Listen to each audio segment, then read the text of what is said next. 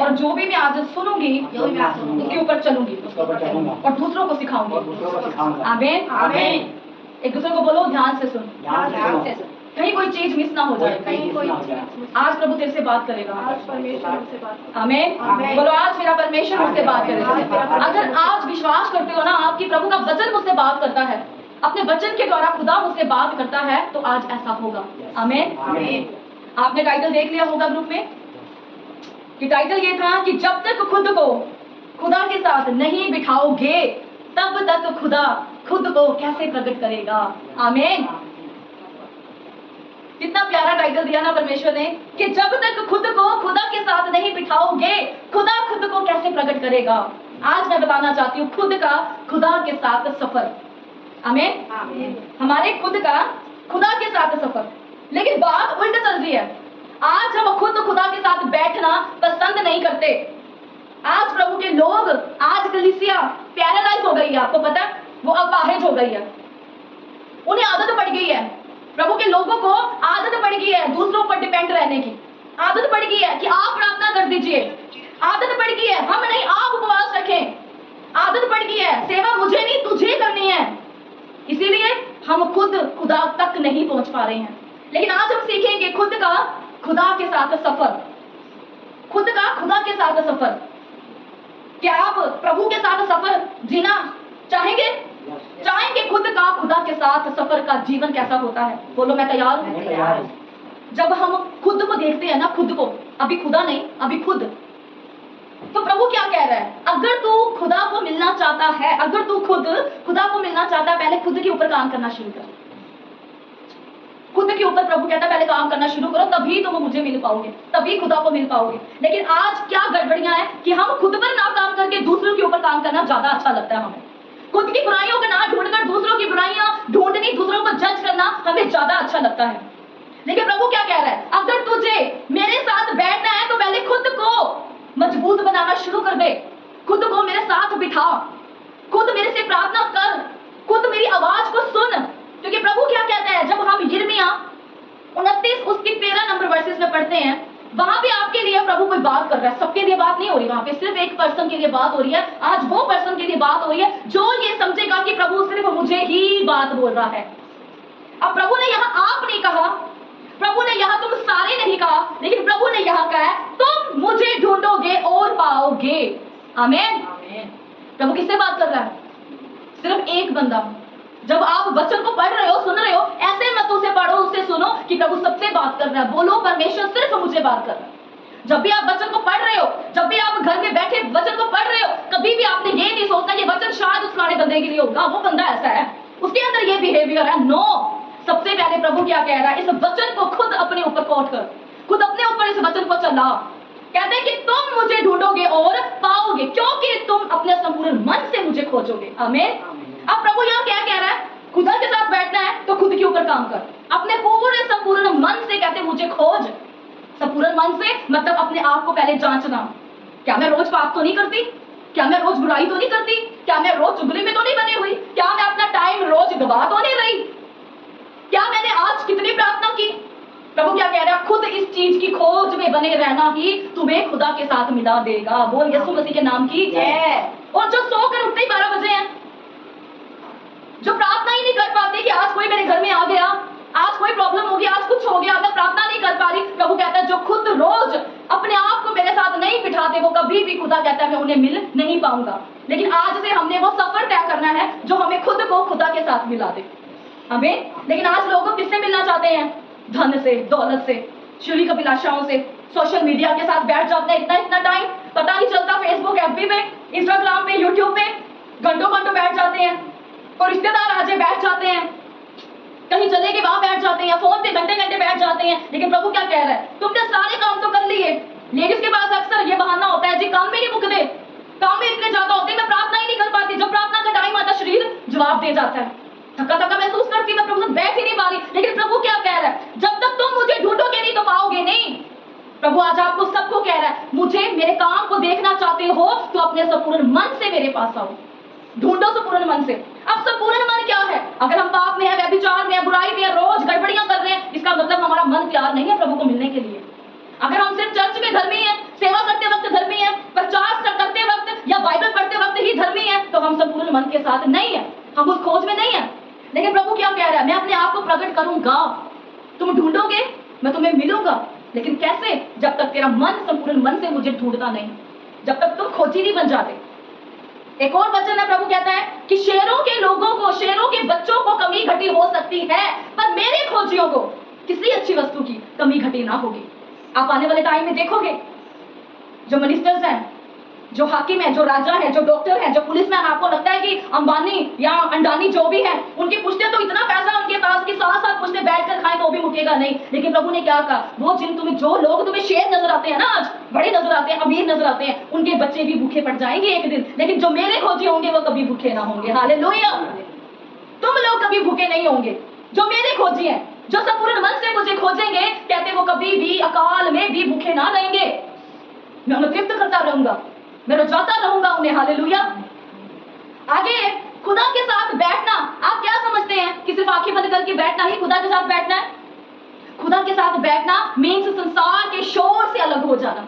आज संसार में बहुत शोर है, सोशल मीडिया का, गंदगी का, बुराई का, पाप का। देखो आप सोशल मीडिया में वहां शोर ही शोर है। जब तक आप उस चीजों के शोर के साथ जुड़े रहेंगे, प्रभु की आवाज को आप मिस कर देंगे।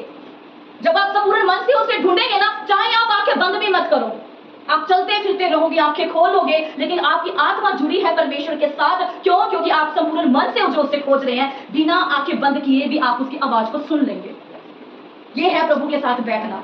जरूरी नहीं है कि घुटने टेक कर बैठेंगे तो ही उसे देखेंगे, उसकी आवाज को देखेंगे। जब आपकी आत्मा प्रभु के साथ संपूर्ण मन से जुड़ जाएगी, आप खोज में निकल जाओगे, आप चलते फिरते भी ऐसे कहेंगे, है प्रभु तू काम कितने से।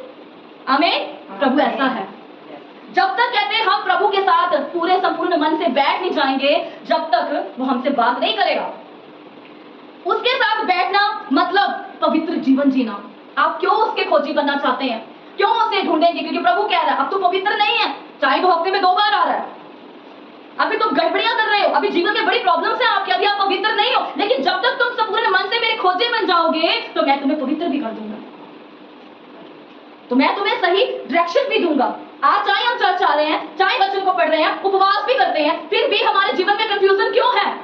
क्यों हमें सही रास्ता दिखता क्यों नहीं है? क्यों? क्योंकि हम संपूर्ण मन से उसे ढूंढ नहीं रहे ना, हम सिर्फ टाइम पास कर रहे हैं। संसार के रिश्ते टाइम पास करते हैं, लेकिन मैं बताना चाहती हूँ परमेश्वर के खोजियों, परमेश्वर टाइम पास नहीं कर रहा आपके साथ। उसने आपको टाइम पास बनाने के लिए नहीं किया। उसने ऐसे गेम नहीं खेल दी थी कि घेर रहा था, उससे एक पुतला बन गया।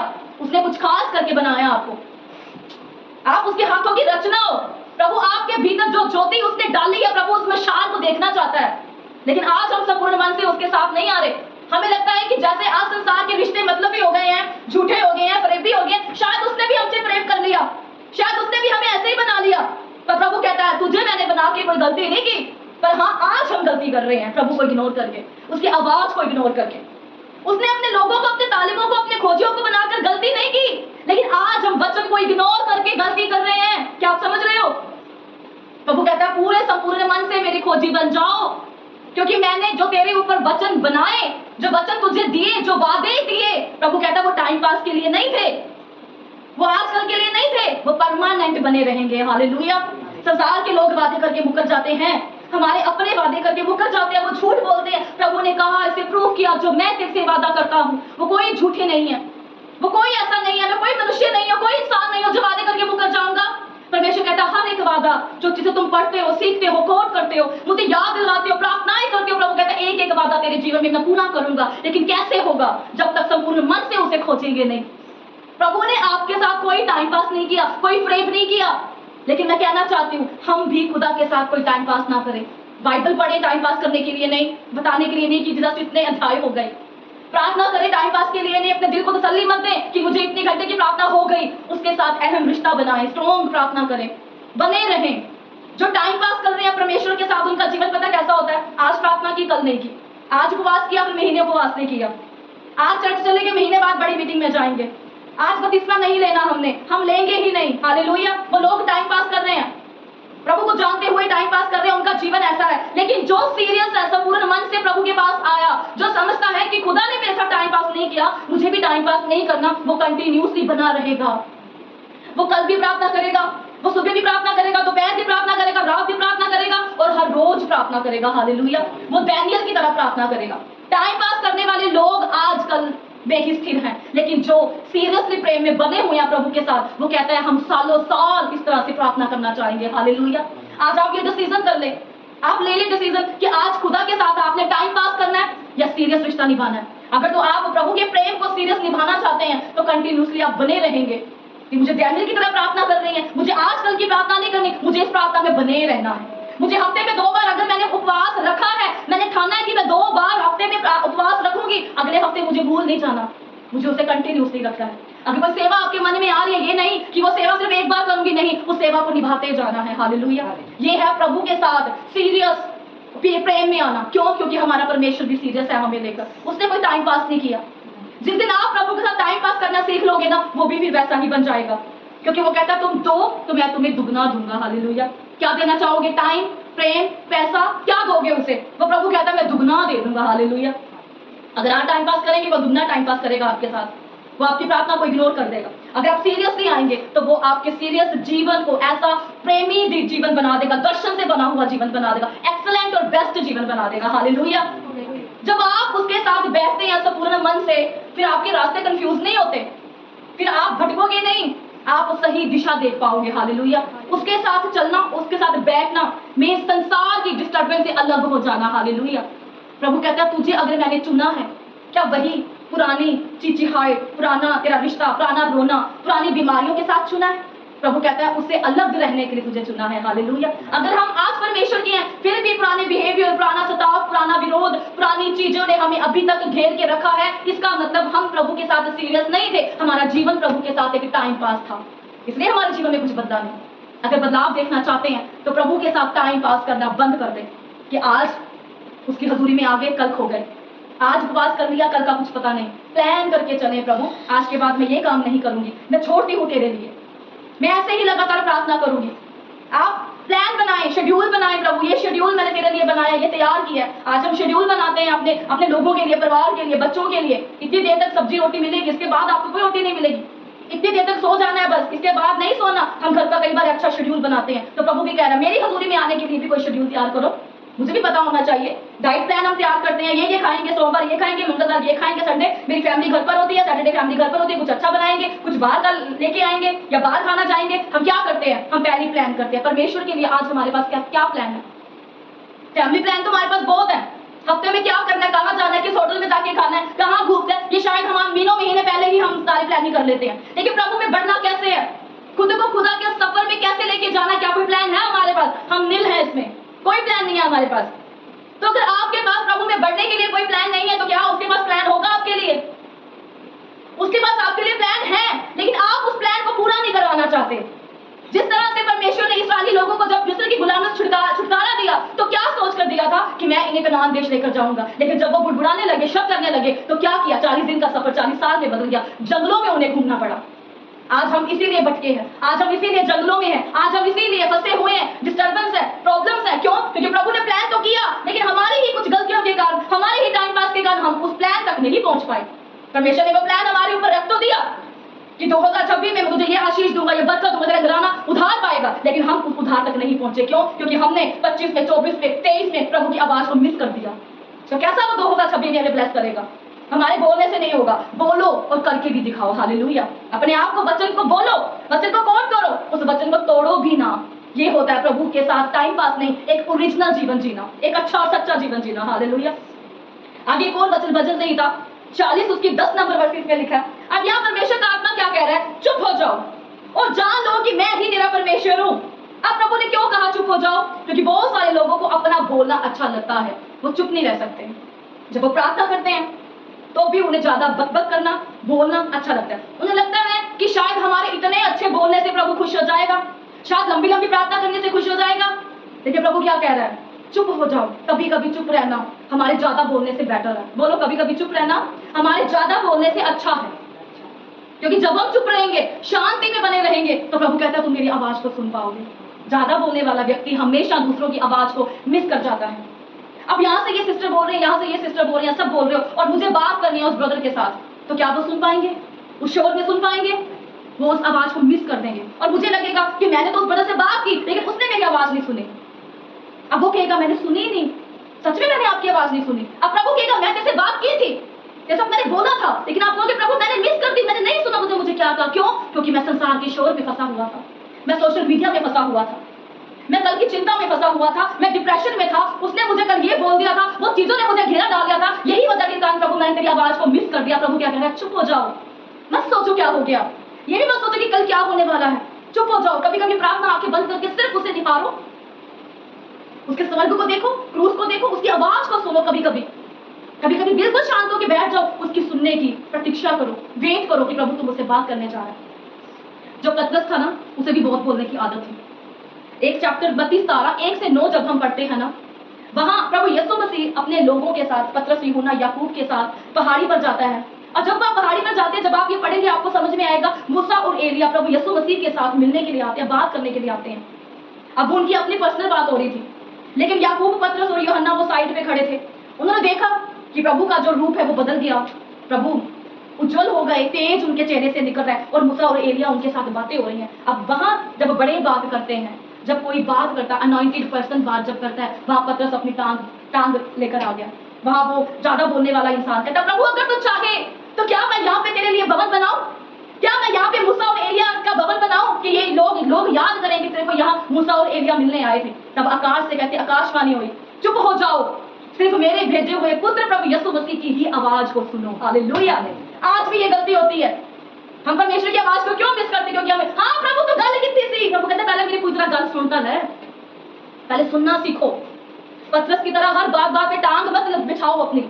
कुछ लोगों को आदत पड़ गई है, सुनना कम है लेकिन बोलना ज्यादा है। लेकिन प्रभु क्या कह रहा है? बोलो कम पर सुनो ज्यादा, कहीं तुम मेरी आवाज को मिस ना कर दो। कई बार हम थोड़ा सा इंडिकेशन चिन्ह पाते हैं प्रभु से और बोल देते बहुत ज्यादा है। अब प्रभु को क्या कहता है कि पहले पूरी तरह सुन, क्लियर हो जा, शुद्ध हो जा, फिर जाके बोल। हालेलुया। और जब तुम प्रभु से शुद्ध होकर, क्लियर होकर जब तुम बोलोगे, उसमें कोई भी मनाही नहीं होगी, कोई भी उस चीज में दो राह नहीं होगा। हालेलुया। इसलिए प्रभु का आत्मा क्या कहता है? चुप हो जाओ और जान लो कि मैं ही परमेश्वर। जिस तरह से तब आकाशवाणी हुई और क्या आवाज आई? सिर्फ मेरे बेटे प्रभु यीशु मसीह की आवाज को सुनो, क्योंकि मैं इससे प्रसन्न हूँ। हालेलुया। आज प्रभु यही कह रहे हैं कि मेरे बेटे को सुनो, उसके वचन को सुनो, ज्यादा बकबक मत करो। आगे है दूसरा कुरिन्थियों 30 उसकी 18 में लिखा है, परंतु जब हम सब के उघाड़े चेहरे से प्रभु का प्रताप इस प्रकार प्रकट होता है, जिस प्रकार दर्पण में, हालेलुया, प्रभु के साथ बैठने का खुद का सफर हमें शीशे की तरह चमका देगा। आज भले ही हमें अपनी गलतियां नजर नहीं आ रही, लेकिन मैं बताना चाहती हूँ अभी भी हम शुद्ध नहीं है, हम पवित्र नहीं है। अभी भी हम में से कोई ये नहीं कह सकता इतने साल हो गए मुझे मसीह में, मुझ में कोई दोष नहीं है, मुझ में अभी भी तक कोई पाप नहीं है, मैं तो पवित्र हूँ, मैं तो शुद्ध हूँ।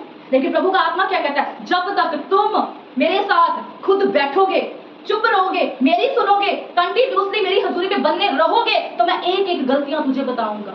और जब गलतियां बताने वाला कोई गुरु हमें मिल जाए, तो गलतियां क्यों बताई जाती हैं? क्यों? क्योंकि हम उन गलतियों से कुछ सीखे, अपने ऊपर सुधार करें अपना।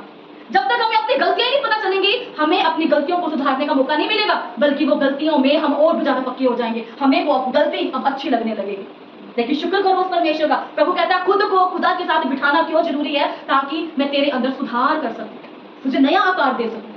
नहीं तो वो आपको ऐसे नाश करने दे सकता है, वो आपको और बिगड़ने दे सकता है, आपके आकार को, आपके ढांचे को जो डे बाय डे बिगड़ रहा है गलतियों में, वो छोड़ देगा ऐसे। लेकिन शुक्र करो उस परमेश्वर का कि वो चाहता है कि तू दर्पण की तरह, शीशे की तरह निखर जाए। इसीलिए खुद को खुदा के साथ बिठाना हर रोज बहुत जरूरी है। कहते आज हमारे मुरझाए चेहरे जब कल प्रभु में बैठेंगे कंटिन्यूसली, तो इसमें प्रताप आ जाएगा, प्रभु का नूर आ जाएगा, हम चमकेंगे, हम परवाह नहीं करेंगे हमारे घर का माहौल क्या है, टेंशन है, चिंता है, हमारे चेहरों पे प्रभु का नूर, प्रभु की शांति नजर आएगी। लोग कहेंगे तेरे घर का माहौल तो इतना बिगड़ा हुआ है, तेरी तो रिपोर्ट ये कह रही है, तेरे तो बिजनेस तो कुछ है नहीं, तेरे घर में तो गरीबी बहुत है, लेकिन तेरे चेहरे पे वो रौनक कैसी है? तब आपको पता चलेगा ये रौनक कहां से आई, क्योंकि मैं कंटिन्यूसली लगातार प्रभु की हजूरी में बैठी रही हूँ, आज कल और परसों और हमेशा। हालेलुया।